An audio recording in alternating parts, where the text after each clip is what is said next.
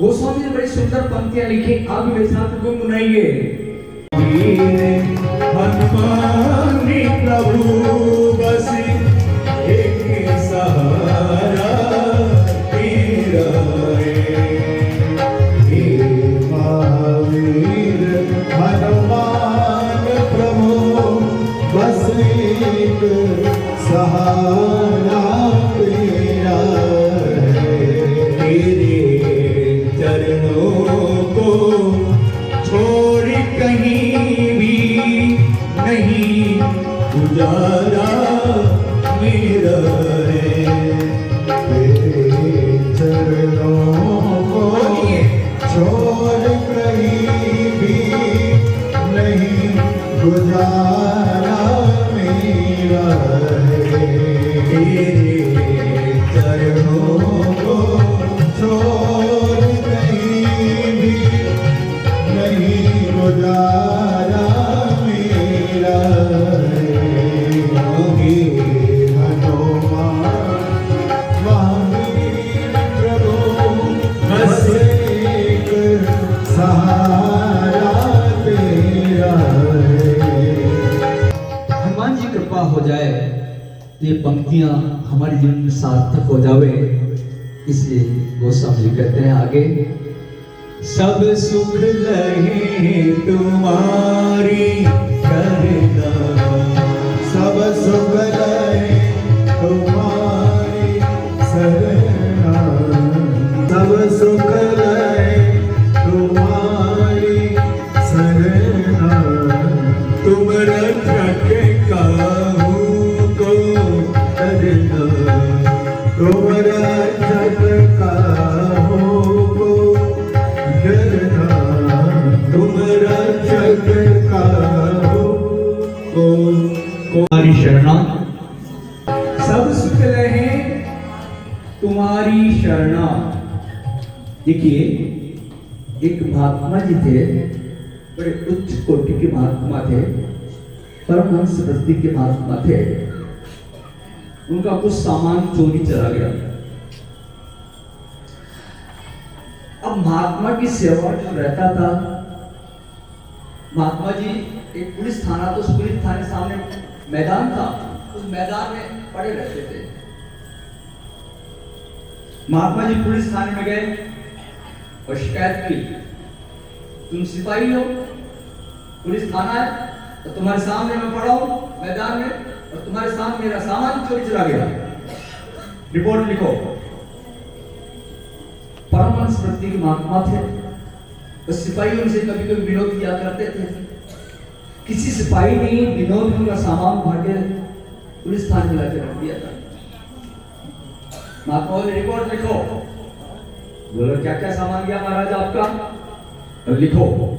देखो, एक तुम्हारे बैठने का आसन चला गया, एक बिछाने की गद्दी चली गई, एक ओढ़ने का कंबल चला गया, एक रजाई चली गई, एक छाता, एक कोट, एक और कोट, ये सब चल गया।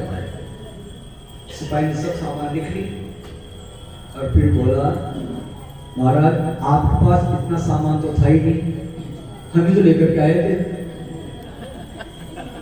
वो अंदर गया और एक गूदरी महात्मा के सामने लाकर रख दी, बोले ये क्या तुम्हारे पास और कुछ था ही नहीं। महात्मा बोले सब मिल गया, सब मिल गया, सब मिल गया। बोले सब मिल गया, सब कैसे मिल गया?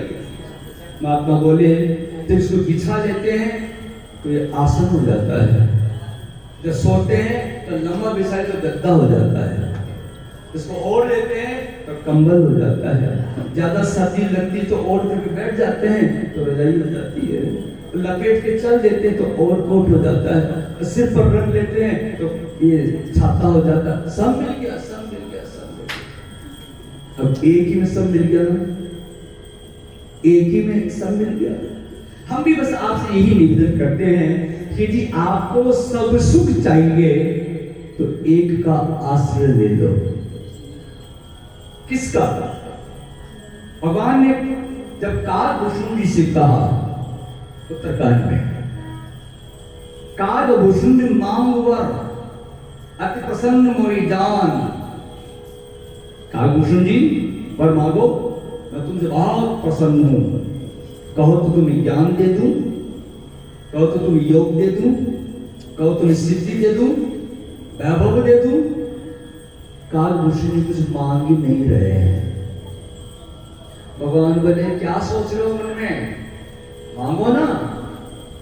तुलसीदास जी बोले हम समझ गए कालभूषण जी क्या सोच रहे हैं। प्रभु कहते ने सकल सुख सही, प्रभु कहते हैं सकल सुख सही। भगवान तरह तरह के प्रलोभन दे रहे हैं, लेकिन एक चीज देने के लिए नहीं कह रहे हैं। भगति आपनी देन न कही,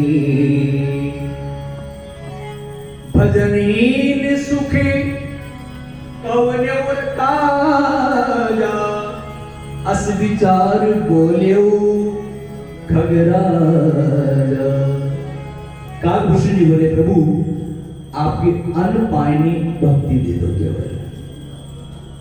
देखिए कितना सुंदर शब्द है, अनपायनी, अनपायनी, अर्थात जिसके पांव ना हो ऐसी भक्ति दे दो। बिना पांव की भक्ति। बोले क्यों? बोले पांव जिसके होते हैं वो तो चलता रहता है, आज यहाँ कल चला जाएगा, पांव नहीं होगा। इसे अनपायनी भक्ति दे दो। भगवान मुस्कुराए और कहेंगे तुमने कुछ नहीं मांगा, हाँ प्रभु भक्ति चाहिए। भगवान ने कहा सुनवायस ते सहज सयाना। कालभूषण जी तुम तो सहजता में बड़े चतुर हो। काहिन मांगे सी अस वरदान। तूने भक्ति मांग ली, अब तुम्हें कुछ मांगना ही नहीं पड़ेगा। क्यों? क्यों नहीं मांगना पड़ेगा? क्योंकि सब सुख खानी भगति के मांगी। भक्ति सभी सुखों की खान है। जहां जहां भक्ति शब्द का वर्णन आया है वहां कहा गया सकल सुख खानी। भक्ति समस्त सुखों की खान है। भक्ति में सब सुख आ जाते हैं, इस लोक का सुख भी परलोक का सुख भी, सभी सुख आ जाते हैं भक्ति में। और जैसे महात्मा की दूधनी में महात्मा को सब मिल गया, ऐसे ही भक्ति मिल गई तो सब मिल गया। और ये भक्ति किसके पास में है? ये भक्ति देने का अधिकार केवल हनुमान जी के पास में है। इसलिए राम रसायन तुमरे आसा, राम रसायन तुम्हारे पासा, सदा रहो रघुपति के दासा, सदा रहो